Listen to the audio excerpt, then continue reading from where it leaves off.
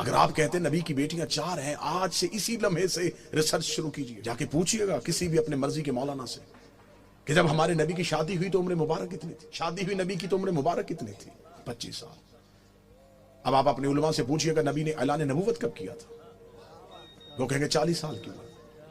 25 سال سے پہلے شادی ثابت نہیں۔ پھر آپ کی اپنی کتابوں میں لکھا، شیعہ کتابوں میں یہی لکھا کہ نبی کی شادی کے 4 سال تک نبی کے ہاں اولاد نہ ہوئی، 29 سال کی عمر میں پہنچ گئے رسول، اور پہلا بیٹا پیدا ہوا جس کا نام تھا قاسم، جس کی وجہ سے نبی کی کنیت مشہور ہوئی ابو القاسم۔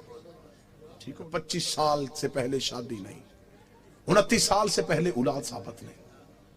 پھر سنی عقیدے کے مطابق نبی نے 40 سال کی عمر میں اعلان نبوت کیا، شیعہ عقیدے کے مطابق 40 سال کے بعد اظہار کیا، نبی پہلے دن سے نبی تھے۔ چلے ٹھیک ہے، سنی بھائیوں کا عقیدہ 40 سال کے بعد اعلان نبوت کیا۔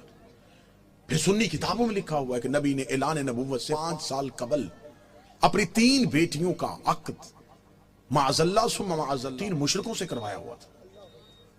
جب آپ اپنے علماء سے دلیل پوچھیں گے تو وہ کہیں گے اس لیے کہ اس وقت وہ خود نبی نہیں تھے، نبی بنے 40 سال کے بعد، تو پھر ان مشرکوں کے گھروں سے بیٹیوں کو واپس بلا لیا۔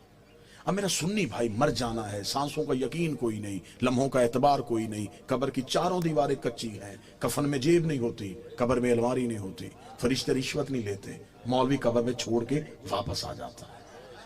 اپنی سانسوں کو ایک لمحے کے لیے یہاں روک کے گفتگو سنیں۔ 25 سال سے پہلے شادی ثابت نہیں، 40 سال کی عمر میں اعلان نبوت کیا۔ 25 اور 40 کے درمیان کتنے سال؟ 15 سال۔ 5 سال تک اولاد نہیں ہوئی، 15 میں سے 4 نکل گئے، 11 سال۔ 5 سال تک آپ کی کتابوں میں لکھا ہے 5 سال پہلے نبی نے شادیاں کر لی تھی، تو پھر 11 میں سے اور 5 نکال دو، 6 سال۔ کس مذہب میں ہے کہ 6 سال میں 3 بیٹیاں پیدا بھی ہو گئیں، جوان بھی ہو گئیں اور شادیاں بھی ہو گئیں؟ عمریں پوری کر کے دکھاؤ، عمریں پوری کرو، ہم ماننے کے لیے تھے، ہم ضد والے لوگ نہیں۔